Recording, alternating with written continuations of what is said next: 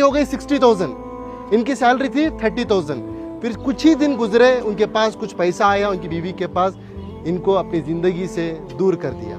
ये एक दिन था, ये अपनी बेटी से मिलने के लिए, अपनी औलाद से मिलने के लिए सऊदी में ही, जो इनकी बीवी अलग फ्लैट लेकर रहती थी, वहाँ पर जाते हैं।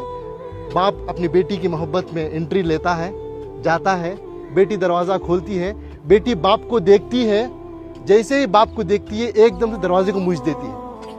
एक तमाचे की तरह इस मरहूम के चेहरे पर पड़ा। ये मैं नहीं कह रहा हूँ, ये इनकी खुद की ज़बानी है। मरने से पहले, कुछ दिन पहले इन्होंने इस वाक़े को बताया है। इसके गवाह हमारे इनायत साहब है, कहाँ है? हाँ, ये है। ये बता ये रहे हैं कि सऊदी से दिल दुखने के बाद, दर्द मिलने के बाद, बेंगलुरु के एक टॉप एरिया में एक बिल्डिंग में एक मैनेजर के तौर पर काम करते थे।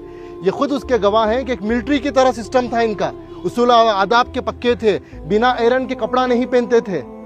ऐसी अपनी जिंदगी, छोटा सा कमरा था, सीढ़ियों के नीचे से बेड डालकर, एक पंखा लगाकर, उसे भी पाक साफ रखकर जीते थे। ये पूछने लगे कि भाई मैं तो समझा आप एक सिक्योरिटी गार्ड है, लेकिन आपकी ये पाकी सफाई को देखकर, आपकी ये मिलिट्री सिस्टम को देखकर, आपकी इस डिसिप्लिन को देखकर मेरे अंदर सवाल पैदा हुआ, आपकी जिंदगी में क्या हुआ?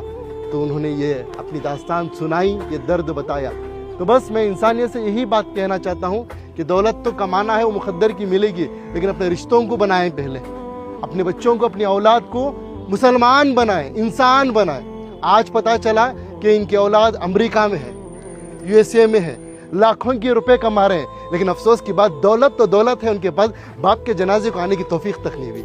ये अल्लाह का करम है कि अल्लाह ने मुझे और आपको चुना है। मैं और आप आए नहीं यहाँ पर, अल्लाह हमें भेजा है, अल्लाह ने हमें ये तौफीक दी है, तब जाकर इस कब्रस्तान में आए हैं, इस मरहूम के जनाजे में शिरकत कर रहे हैं। इस मरहूम की नसीब देखिए, आज मस्जिद में नमाज़े की जनाजा अदा हुई। इनाम भाई, बड़ा मजमा था, मस्जिद के इमाम साहब, एक आलिम दीन ने इनका जनाजे की नमाज़ पढ़ाई, और तमाम अल्लाह के नेक बंदे मिलकर आकर आज तदफीन के लिए जुड़े।